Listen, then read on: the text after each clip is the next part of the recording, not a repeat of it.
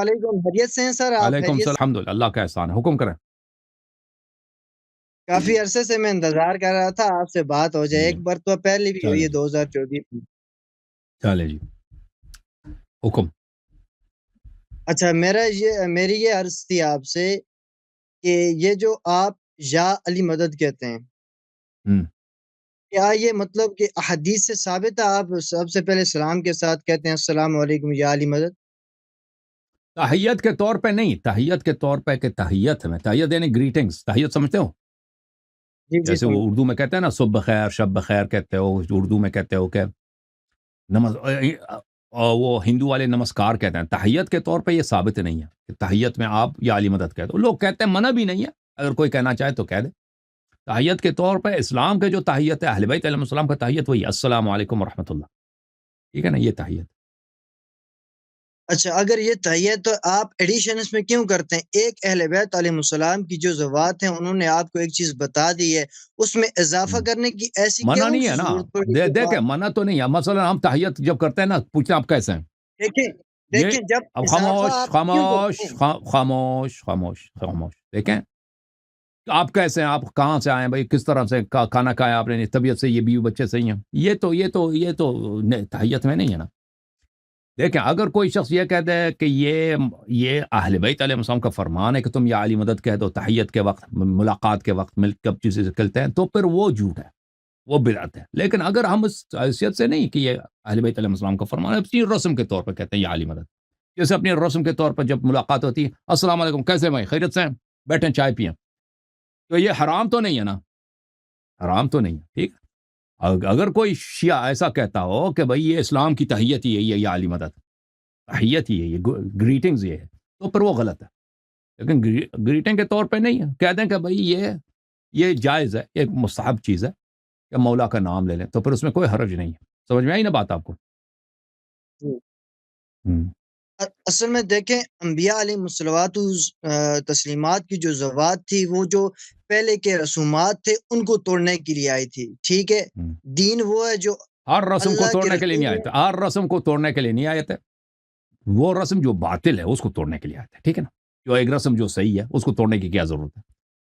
کہ عرب لوگ مہمان دیکھیں نواز تھے، نبی صلی اللہ علیہ وسلم سے پہلے عرب لوگ مہمان نواز تھے، مہمان کی بہت خدمت کرتے تھے، نبی صلی اللہ علیہ وسلم نے اس کو رسم کو نہیں توڑا بلکہ اس کو تائید فرمائی ہے۔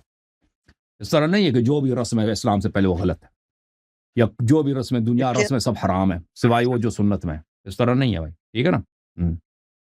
جی، اصل میں دیکھیں نا، جو آپ خود بھی یہ بات کہتے ہیں تحیہ کے طور پر آپ یا علی مدد نہیں کہتے، ایک تو ایڈیشن کرتے ہیں، ایک اوپر سے کہتے ہیں یہ جائز ہے۔ تحیت جائز کے ہونے کا طور آپ پہ آپ دیکھ ابھی صبح بخیر کہہ دو، اردو زبان میں آپ کہتے ہیں نا صبح بخیر، شب بخیر، یہ حرام ہے؟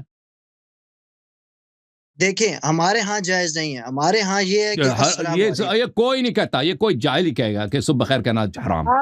آپ کیا کہتے ہیں؟ سب سے پہلے کیا کہنا چاہیے؟ السلام علیکم کہنا چاہیے، صبح خیر تو کہنا بھائی چاہیے؟ سن لو، یہ صبح بخیر کہنا یہ حرام نہیں ہے، آپ کہتے ہیں حرام ہے، حرام نہیں ہے۔ جو سنت میں ہے،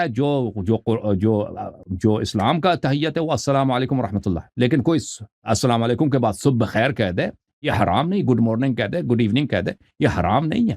اسی طرح ہم کہتے ہیں بھئی یا علی مدد کہنا یہ تحیت کے طور پہ سنت نہیں ہے، لیکن اگر کوئی کہنا چاہیے اس میں منع نہیں ہے، ٹھیک ہے نا بھائی۔ آپ کو یہ بات سمجھ ہی نہیں آ رہی، اب آپ جب سمجھ ہی نہیں آ رہی تو آپ سے گفتگو کیسے کریں، بتاؤ جی، جب سمجھ ہی نہیں آ رہی اتنی ہلکی سی بات، ہاں جی بتاؤ، اچھا، دوسرا سوال۔ تو کہاں کے رہنے والے ہیں بھائی دوسرا، آپ بھائی دے بتاؤ کہاں کے رہائشی ہیں، میں کہاں کیا؟ پاکستان کو آزاد کشمیر ضلع نیلم کا رہنے اے والا ہوں۔ بھائی آزاد کشمیر کہاں پہ؟ آزاد کشمیر ضلع نیلم ویلی۔ اوکے چلو پوچھیں مزید کیا پوچھنا ہے؟ چیز یہ پوچھنا تھا، آپ کے ہاں جو متع کا ایک مسئلہ ہے کہ جائز ہے؟ منہ نہ کھولنا بھائی، چھوڑو بھائی، مدعے پہ یہاں پہ مناظرات ہوئے ہیں، ٹھیک ہے نا، مدعے پہ مناظرات ہو، مناظرات دیکھ لینا، اور ہم جواب اگر دے دیں پھر آپ نہیں ناراض ہو جائیں گے، ٹھیک ہے نا۔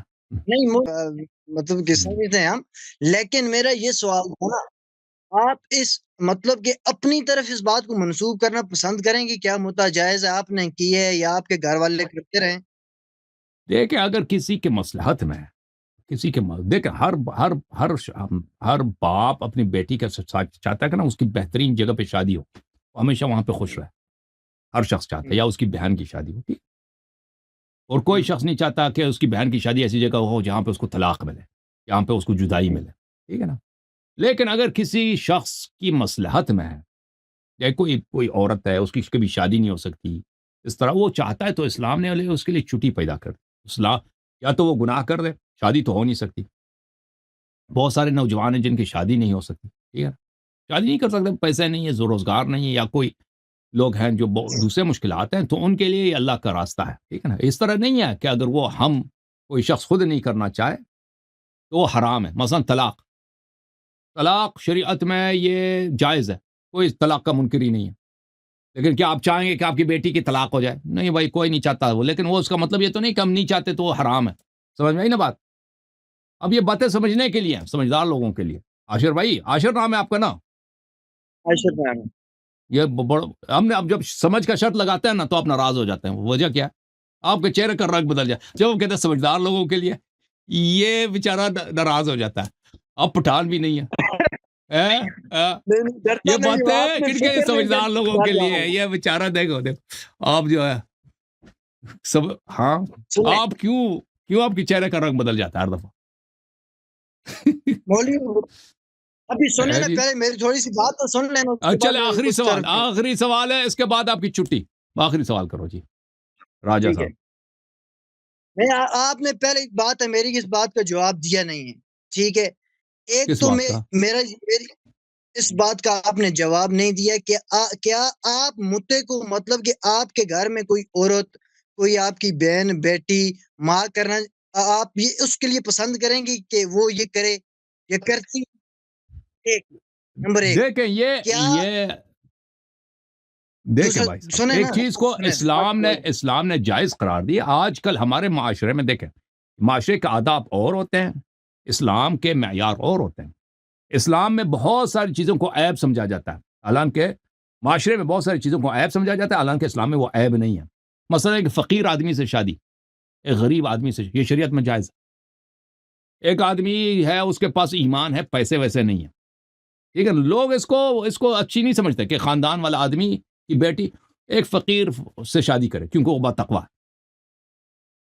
آپ کے لوگوں سے پوچھیں کہ آپ چاہتے ہیں کہ آپ کی بیٹی کی شادی ہو ایسے جگہ ہو جہاں پر وہ وہ غریب آدمی ہے، یا مثلا اپاہج ہے؟